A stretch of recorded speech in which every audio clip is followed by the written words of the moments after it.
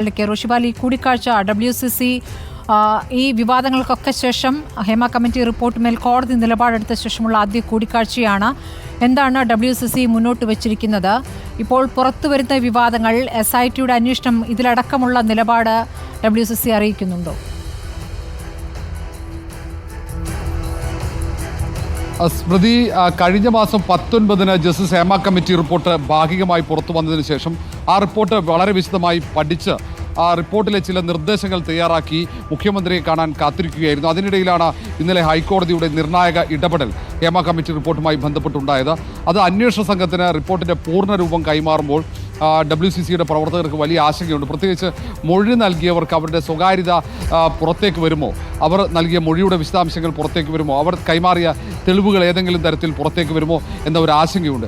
ആ ആശങ്ക കൂടി സർക്കാരിനെ അറിയിക്കാൻ വേണ്ടിയാണ് തിരക്കിട്ട് ഇന്ന് തന്നെ ഈ 5-അംഗ സംഘം, WCCയുടെ 5-അംഗ സംഘം എത്തി മുഖ്യമന്ത്രിയെ കണ്ട വളരെ വിശദമായി തന്നെ കാര്യങ്ങൾ ധരിപ്പിച്ചത്. അതിനൊപ്പം തന്നെ ഈ നിർദ്ദേശങ്ങൾ അടങ്ങുന്ന വലിയൊരു കുറിപ്പും തയ്യാറാക്കി മുഖ്യമന്ത്രിക്ക് നൽകിയിട്ടുണ്ട്. നമുക്കറിയാം, 2017 ഫെബ്രുവരി 17-ന് നടി ആക്രമിക്കപ്പെട്ടതിന് ശേഷം രൂപം കൊണ്ട WCC അവരുടെ ആവശ്യപ്രകാരമായിരുന്നു അന്ന് ഒന്നാം പിണറായി സർക്കാർ ജസ്റ്റിസ് ഹേമ കമ്മിറ്റിയെ തീരുമാനിച്ചതും അവർ 2019 ഡിസംബർ 31-ന് റിപ്പോർട്ട് സർക്കാരിന് കൈമാറിയതും.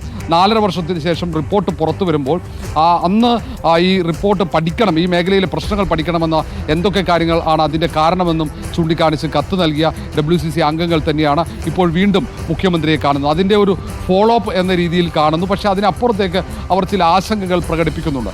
കാരണം പ്രത്യേക അന്വേഷണ സംഘത്തിന് മുന്നിൽ ഈ പ്രധാനപ്പെട്ട തെളിവുകളോ വെളിപ്പെടുത്തലുകളോ എത്തുമ്പോൾ അത് ഏതെങ്കിലും കാരണവശാൽ അത് പുറത്തു പോകാനുള്ള സാധ്യതയുണ്ട്. പിന്നീട് ഇവർ മൊഴി രേഖപ്പെടുത്തുമ്പോൾ അല്ലെങ്കിൽ ഇതുമായി ബന്ധപ്പെട്ട ആശയവിനിമയം അന്വേഷണ ഉദ്യോഗസ്ഥർ മൊഴി നൽകിയവരുമായി നടത്തുമ്പോൾ അതിൻ്റെ വിശദാംശങ്ങൾ, അത് വീഡിയോ റെക്കോർഡ് ചെയ്ത് അത് പുറത്തു പോകാനുള്ള സാധ്യത, അങ്ങനെ തുടങ്ങിയ പല തരത്തിലുള്ള ആശങ്കകളാണ് പങ്കുവച്ചത്.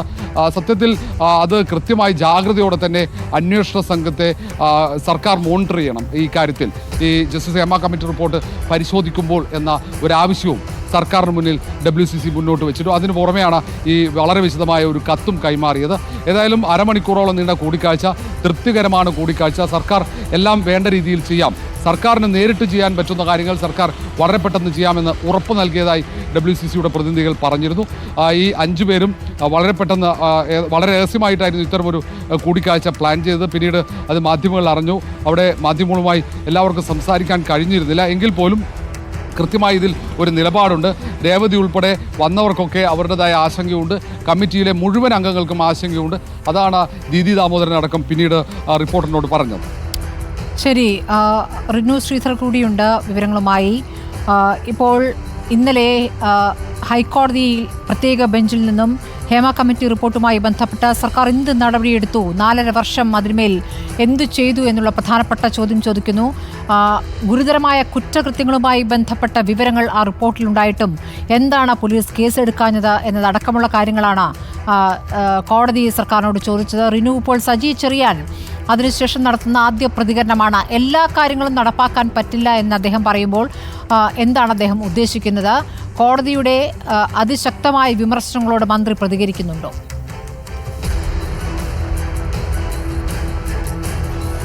ഹേമ കമ്മിറ്റി റിപ്പോർട്ടിന്മേൽ സ്മൃതി, ഹൈക്കോടതി രൂക്ഷമായിട്ടുള്ളൊരു വിമർശനം ഉന്നയിക്കുമ്പോഴും കോടതി അത്തരമൊരു രൂക്ഷമായ വിമർശനം നടത്തിയിട്ടില്ല എന്നുള്ളതാണ് സജി ചെറിയാൻ പറയുന്നത്.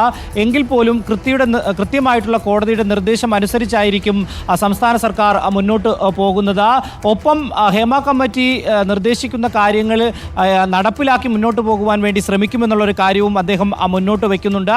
ഒരു വിട്ടുവീഴ്ചയ്ക്കും തയ്യാറില്ല. ഇതുമായി ബന്ധപ്പെട്ട് ആർക്കെങ്കിലും ഇനിയും പരാതി നൽകാനുണ്ടെങ്കിൽ പരാതി നൽകി മുന്നോട്ട് പോകാം എന്നുള്ളത് തന്നെയാണ് സർക്കാർ എന്ന് പറയുന്നത്. സ്ത്രീ സുരക്ഷയ്ക്ക് ഏറ്റവും പ്രാധാന്യം നൽകുന്ന ഒരു സർക്കാർ കൂടിയാണ് ഇപ്പോൾ സംസ്ഥാനം ഭരിക്കുന്നത്. അതുകൊണ്ട് ആർക്കും ഭയപ്പെടേണ്ടുന്ന ഒരു സാഹചര്യമില്ല. കൃത്യമായി തന്നെ പരാതിയുമായി മുന്നോട്ട് വരാം എന്നുള്ളത് തന്നെയാണ്. ഒപ്പം ഹേമ കമ്മിറ്റി റിപ്പോർട്ട് ഉടൻ തന്നെ SITക്ക് സ്പെഷ്യൽ ഇൻവെസ്റ്റിഗേഷൻ ടീമിന് കൈമാറുന്ന നടപടികൾ കൈക്കൊള്ളുമെന്നുള്ളൊരു കാര്യവും അദ്ദേഹം കൂട്ടിച്ചേർക്കുന്നുണ്ട്. ഒപ്പം ഈ ഹേമ കമ്മിറ്റി റിപ്പോർട്ടുമായി ബന്ധപ്പെട്ടുകൊണ്ട് ചില രാഷ്ട്രീയ നാടകങ്ങൾ ഉടലെടുത്തു വരുന്നുണ്ട്. അത് പൊതുസമൂഹം തിരിച്ചറിയും എന്ന് തന്നെയാണ്. എന്തായാലും സർക്കാരിന് ഹേമ കമ്മിറ്റി റിപ്പോർട്ടുമായി ബന്ധപ്പെട്ടുകൊണ്ടൊന്നും മറച്ചു വയ്ക്കുവാനില്ല. ഹൈക്കോടതിയുടെ ഇന്നലത്തെ തീരുമാനങ്ങൾ വിശദമായി പഠിച്ച് തുടർ നടപടികൾ സ്വീകരിക്കുമെന്നും അദ്ദേഹം പറഞ്ഞു. സ്മൃതി, ശരി, റിനു ശ്രീധറും ഋഷിപാലുമാണ് വിവരങ്ങൾ നൽകിയത്.